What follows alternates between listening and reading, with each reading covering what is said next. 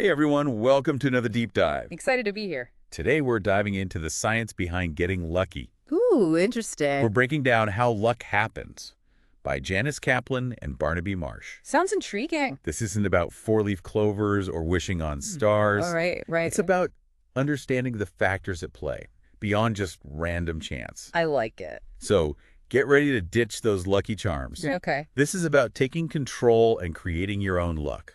I'm all ears. The book starts with this wild story, a woman napping on her couch. Oh. And bam, she's hit by a meteorite. Talk about bad luck, right? Out of the blue, literally. Exactly. It's a crazy example of uncontrollable luck. You're telling me. But it highlights how rare those truly random events really are. Yeah, it makes you think. So, less about cosmic crapshoots, more about things we can actually influence. Okay, so how do we do that? Well, that's where the luck equation comes in. Luck equation. It's the idea that luck is not just chance. Okay. It's a mix of chance, talent, and hard work. Interesting. So it's a combination of things. Exactly.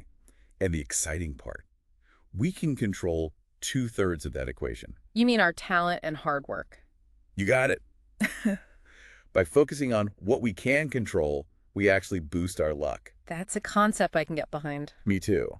So how do we put this into action? Well, one of the key principles is skating to where the puck will be. Okay, like in hockey. Exactly. Think Wayne Gretzky. He was always one step ahead. Right. He anticipated where the puck was going. So we need to anticipate opportunities. Precisely. Don't wait for luck to find you. Go find it. So it's not just about being good at something. It's about being in the right place. Exactly. The book talks about Charlize Theron. Oh, the actress? Yes. She left South Africa, moved to Los Angeles to pursue acting. That's a big leap of faith. It was a risk that paid off. By putting yourself in the heart of the film industry. She increased her chances of getting noticed. So sometimes you have to create your own luck. Exactly. And you know what's interesting? What's that? They even talk about Mother Teresa in this context. Wait, Mother Teresa, the epitome of selflessness. I know, right? But she understood the importance of strategy. Really? How so? To raise funds, she often flew first class. No way. Mother Teresa in first class. Yep.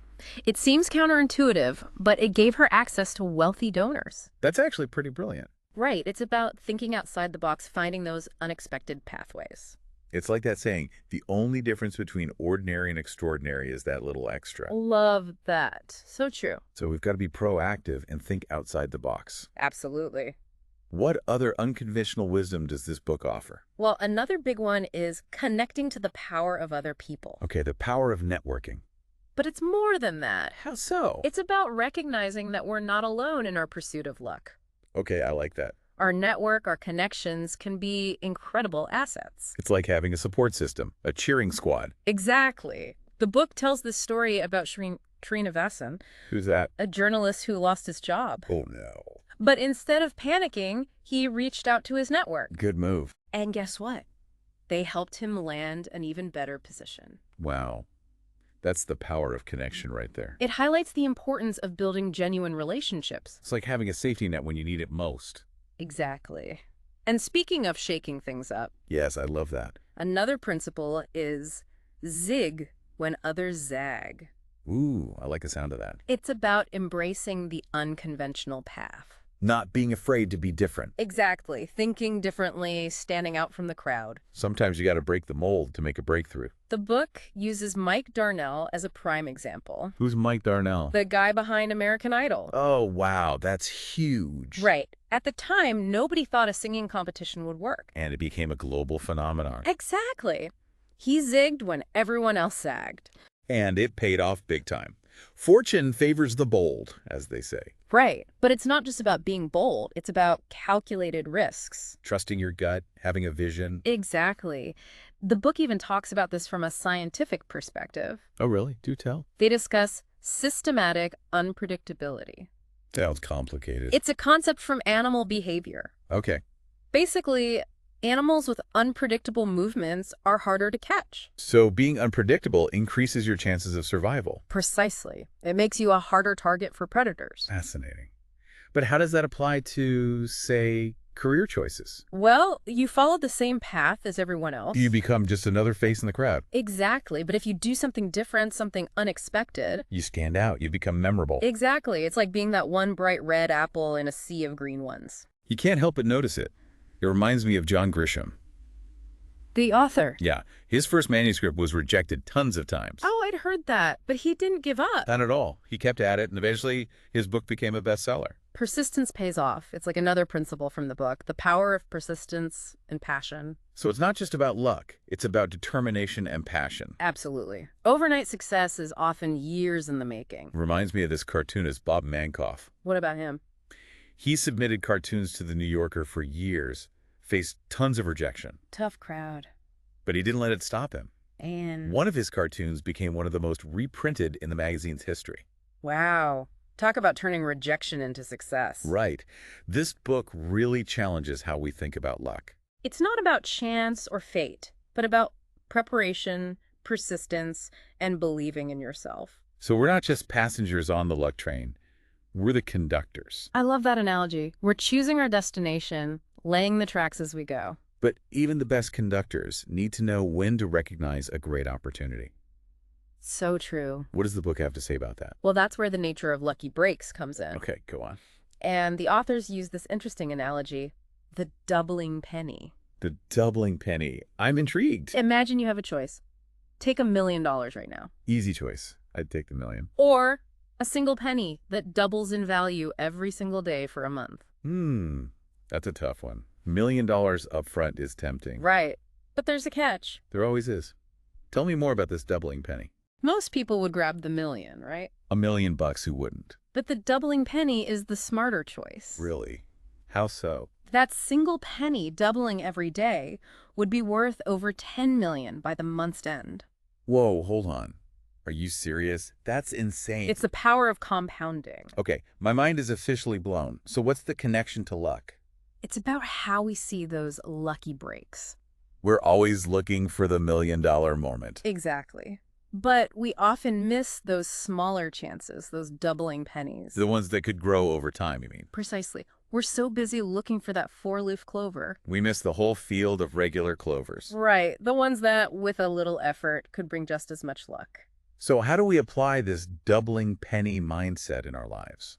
It's about being open, alert to those smaller opportunities. The ones that might seem insignificant at first. Exactly. A chance meeting, a conversation that sparks an idea. Those little things can make a big difference. Absolutely. But we often dismiss them. Because they seem so small in the grand scheme of things. Exactly. But the key is recognizing their potential. Like those doubling pennies. Nurture those connections, those ideas, those random acts of kindness. And they can turn into something amazing. Precisely. Something far greater than we imagined. This reminds me of the whole Alexander Fleming thing. Discovering penicillin. Yeah, everyone thinks it was pure luck. Right. The mold just happened to contaminate his petri dish. A happy accident. Not quite. You see, Fleming was a brilliant scientist. So he was prepared for that aha moment. Exactly. He was studying bacteria for years, primed to see the significance of that mold. It wasn't dumb luck, it was preparedness. Right. His keen observation, his ability to connect the dots. That's what allowed him to capitalize on that lucky break. Luck favors the prepared mind, as they say.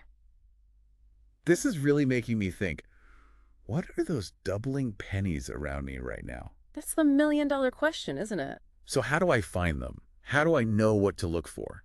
Be more mindful, even of those seemingly small opportunities. Explore new paths. Say yes to new experiences. Exactly. Because even those small encounters Can have a ripple effect. precisely leading to those unexpected rewards. Okay, I'm starting to see it now. It's not about waiting for that big break. It's about creating your own luck one step at a time. Now let's shift gears a bit. Let's talk about love. Love. Always a tricky one. Is there a luck equation for matters of the heart? The book dives into this, bringing in insights from Helen Fisher, Who's Ellen Fisher? a renowned anthropologist specializing in love and relationships. Oh, wow. So she knows our stuff. She stresses that finding love isn't about waiting for Cupid's arrow.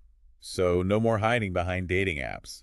Well, it's not just about that. It's about creating opportunities for connection. So actively putting yourself out there. Exactly. Go where you might meet people who share your interests. It's like if you love hiking, go to a hiking group, not just a bar. Exactly. It's about being proactive, creating genuine connections. Makes sense. So it's not just quantity, it's quality. Exactly. Building strong connections matters more. This reminds me of that couple from the book Phoebe and Al. The high school sweethearts? Yeah, what was their story again? A classic love story, defying the odds, building a lasting relationship. It's nice to be reminded that sometimes the best things in life. Happen unexpectedly. Exactly. But life's not always about love and happy endings, is it? Unfortunately not. What about those tougher times, especially regarding health? Health luck, huh? Yeah. Is there such a thing? Sometimes it feels like it's all up to chance. We can't control everything when it comes to our health, that's for sure. True. But the book seems to say we have more agency than we think. We do. Yeah. It's about making conscious choices to stay healthy. Okay, so what can we do? Well, for starters, we often worry about the wrong things. What do you mean? People are terrified of shark attacks. Statistically, they're pretty rare. Exactly. Yet they neglect things like wearing seatbelts or eating healthy. Which have a much bigger impact on our health overall. Precisely. It's about focusing on what we can control. This reminds me of that story about the businessman who bought ambulances. For all his homes. Yeah. Talk about being prepared for anything. A little extreme, maybe. Just a bit. But it shows our desire to control luck, especially with health. Absolutely. But there are better ways to increase our health luck. Like what? Give me some examples. Be prepared for emergencies, stay informed about health risks. And those proactive things like medical screenings. Exactly. And of course, those healthy lifestyle choices we talked about. It's like that saying, an ounce of prevention is worth a pound of cure. Exactly. Speaking of being prepared, what about that story of Captain Sullenberger? Sully? Landing that plane on the Hudson. The miracle on the Hudson. It's amazing. Talk about a story of preparedness and staying calm under pressure. It's like, statistically, the odds were stacked against him. But his experience, his quick thinking, it saved the day. So we can't always prevent bad things from happening. True. But we can be ready to handle them. Equip ourselves with the skills, the knowledge to navigate those tough situations. And having the right mindset is key. That seems to be a recurring theme. So we've talked about being proactive, connecting with others, embracing the unexpected, and being prepared. What else can we do to cultivate this lucky mindset? So we've talked about being proactive, connecting with others, embracing the unexpected, and being prepared. What else can we do to cultivate this lucky mindset? Well, the book shares this incredible story about Prince Talal of Jordan. Oh, I think I remember reading something about him. What was this story again? So as a teenager, he was in this horrific accident, left with really bad burns. Oh, that's awful. He went through years of surgeries, incredibly tough challenges. It's hard to imagine going through something so traumatic, especially at such a young age. It really makes you appreciate the resilience of the human spirit. It does. Because even with all that pain, all the adversity, he didn't let it define him. He didn't give up. Not at all. He focused on his recovery, stayed positive, and dedicated himself to helping others with similar injuries. Wow, that's amazing. He took something so difficult and used it to make a difference. Exactly. It shows us that true luck, it's not about the cards you're dealt, but how you play them. It's about your attitude, that inner strength. And our power to choose how we respond to those challenges. Speaking of mindset, the book talks about Deepak Chopra's views too, right? Yeah.